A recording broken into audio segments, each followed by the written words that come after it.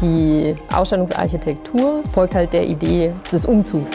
Und wir haben ja jetzt hier tatsächlich diese Kistenform auch aufgegriffen, weil diese Kisten auch tatsächlich als Transportkisten verwendet werden für die Sammlungsumzüge von unserer Vogelsammlung. Weil es irgendwie insgesamt diesen Aufbruch steht. Wir bewegen viele Objekte, wir bewegen Menschen und Material und hier passiert ganz viel in den nächsten Jahren. Hast du dich schon mal gefragt, woher wir kommen und wohin das Leben sich entwickelt? Das Museum für Naturkunde Berlin hat die Antworten. Wir erfinden uns neu und gehen mit dir in die Zukunft. Werde Teil unserer Museumsevolution. Unsere Aufgabe ist, einen Einblick da reinzugeben, was hier hinter den Kulissen passiert. Die Ausstellung dreht sich um den Architekturwettbewerb, der im Rahmen des Zukunftsplans stattgefunden hat. Der Architekturwettbewerb ist ja so ein Startschuss vielleicht auch für etwas, was auch sichtbar wird, und das soll schon nach außen auch transportiert werden, sodass Besuchende überhaupt auch mitbekommen, was passiert jetzt hier in den nächsten Jahren und so einen kleinen Einblick geben. Es ist viel Bewegung drin gerade und das versuchen wir so ein bisschen einzufangen.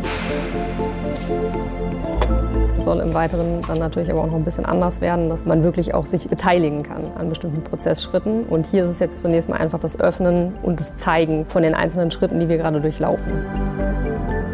Natürlich ist es auch super spannend, glaube ich, einfach zu sehen, so wie entwickelt sich das Museum, was ist hier geplant. Wir werden ja ganz viele neue Ausstellungsflächen dazu bekommen.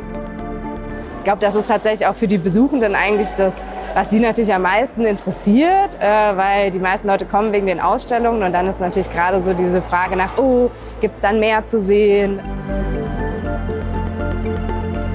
Das ist, glaube ich, sehr, sehr schwer nachzuvollziehen und zu verstehen, wie groß so ein Museum ist. Also, weiß ich nicht, als ich früher ins Museum gegangen bin, das war für mich halt irgendwie ein Ort, das ist genau, sind halt die Ausstellungsräume, und überhaupt auf die Idee zu kommen, dass dahinter 400, 500, 600 Leute arbeiten.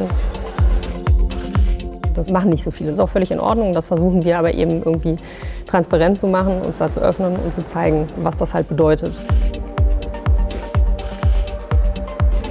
Diese Installation, so wie sie jetzt hier ist, haben wir eigentlich geplant, nur bis Mitte des Jahres hier zu haben. Und dann werden wir das nochmal auflösen und neu zusammensetzen zu einer etwas größeren Installation im ganzen Ausstellungsbereich.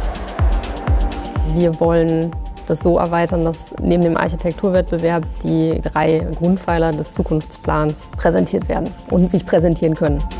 Das wird über die Museumsfläche verteilt sein. An verschiedenen Orten wird es quasi wie kleine Pop-up-Ausstellungen geben, die nach einem ähnlichen Konzept funktionieren werden wie das, was man jetzt im Sauriersaal sieht. Da werden wir noch mal ein bisschen in die Tiefe gehen, dann auch in dem nächsten Schritt.